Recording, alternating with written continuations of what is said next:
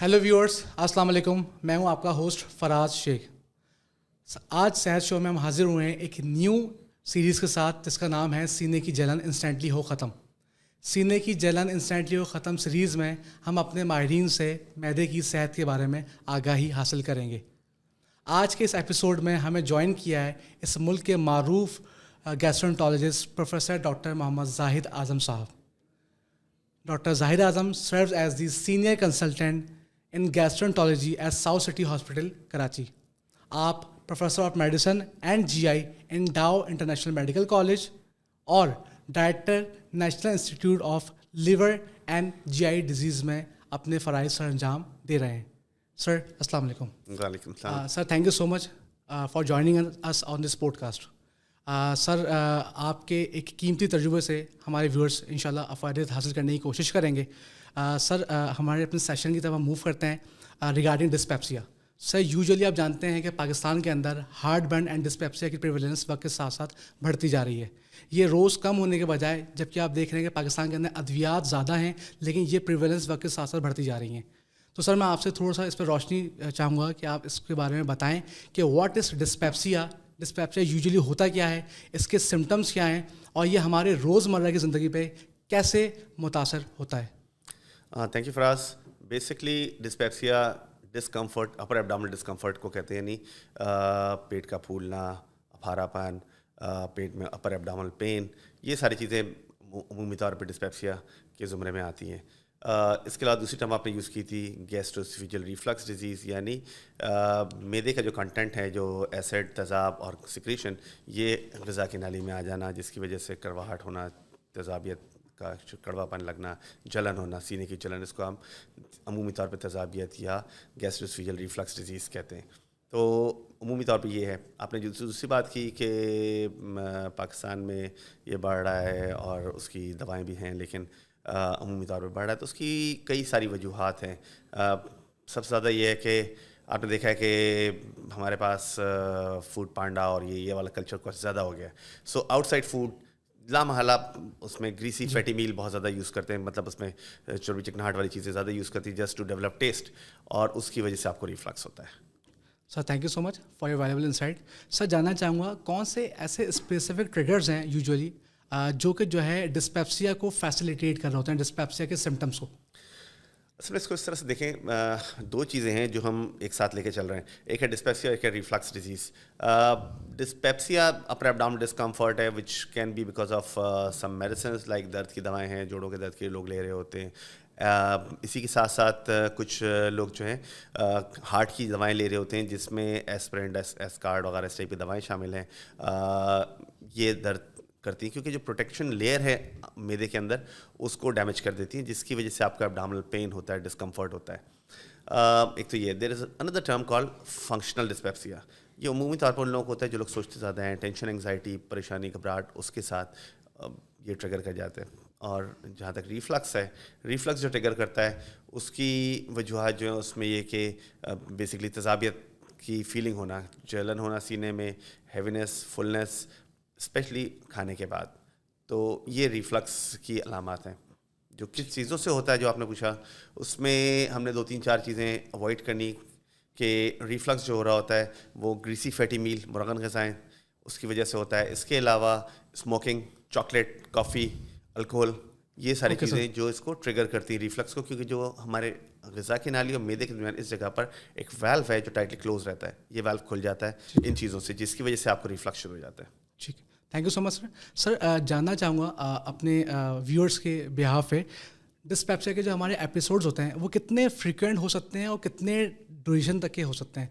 Usually dyspepsia हर कोई face कर रहा होता है, सो कंसर्न ये है कि हम इसकी जो फ्रीक्वेंसी है वो कितनी होती है और जो है ये कितने ड्यूरेशन तक जो है वो सस्टेन करता है। It is variable among person to person.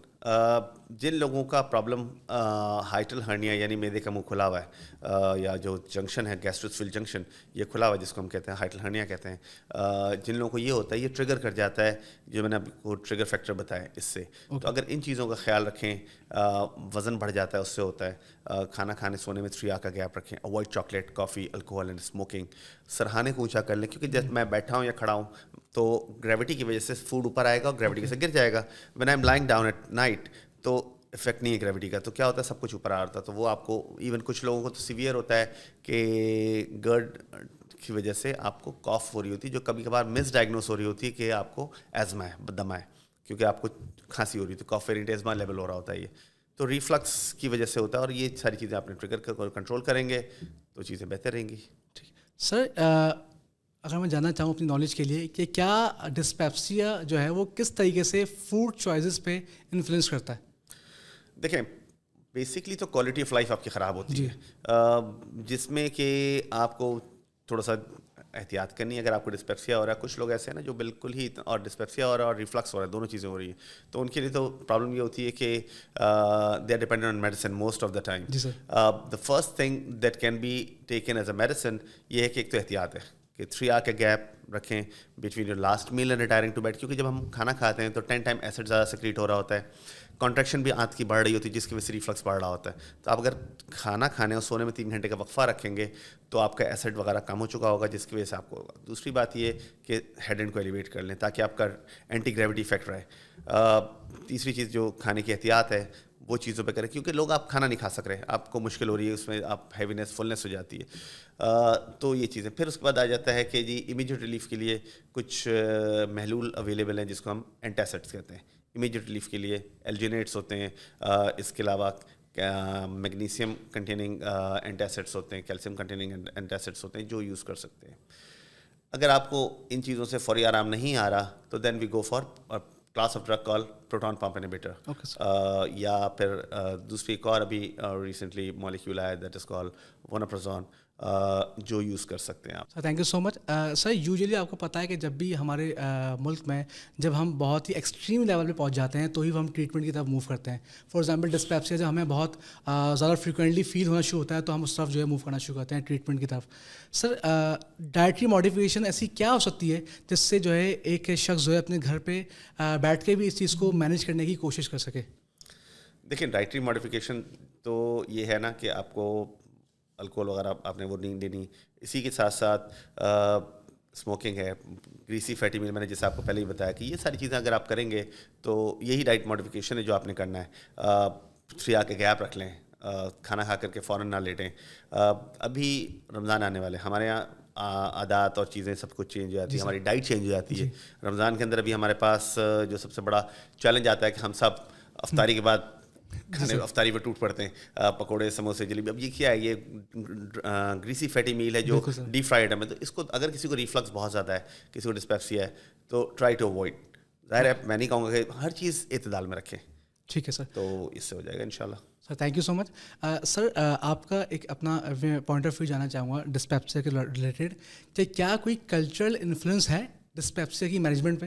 دیکھیں کلچرل انفلوئنس کو کہنا تو مشکل ہے کہ ہر ایک کا اپنا اپنا, اب کچھ لوگ ہیں یا کچھ کمیونٹیز ہیں جن کے اندر بہت زیادہ گریسی فیٹی میل کھایا جاتا ہے, تو آپ ظاہر ہے اس چیز کو کریں گے. ایک مس کانسیپشن ہے کہ جی مرچیں, کہ جی مرچیں نہیں کھاؤ ریفلکس ہوگا.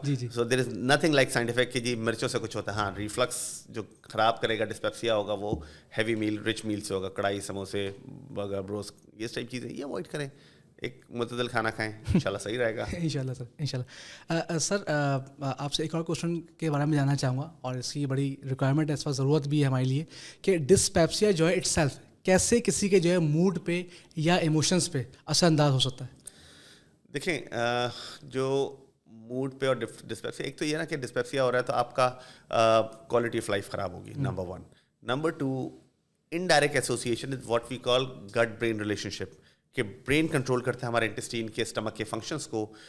بلوٹنگ اینڈ برپنگ یہ ساری چیزوں کے ساتھ پیشنٹس آتے ہیں ہمارے پاس, and that is because of stress anxiety. تو اگر کسی کو اسٹریس انگزائٹی ہے تو ایک تو یہ کہ کاؤنسلنگ, دوسری بات یہ ہے کہ پھر دوائیں ہیں کچھ اینٹی جو اسٹریس مینجمنٹ کے لیے دی جاتی ہیں, تو وہ دیں تاکہ چیزیں سیٹل ہوں اور اس سے ڈسپیپسیا سیٹل ہو جائے.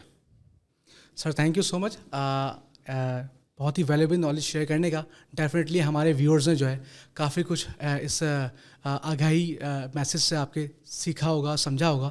تو سر کوئی اگر اس پلیٹ فارم کے بہاف پہ آپ جو ہے ہمارے ویورز کے لیے کوئی اگر پیغام دینا چاہیں اس حوالے سے تو پلیز.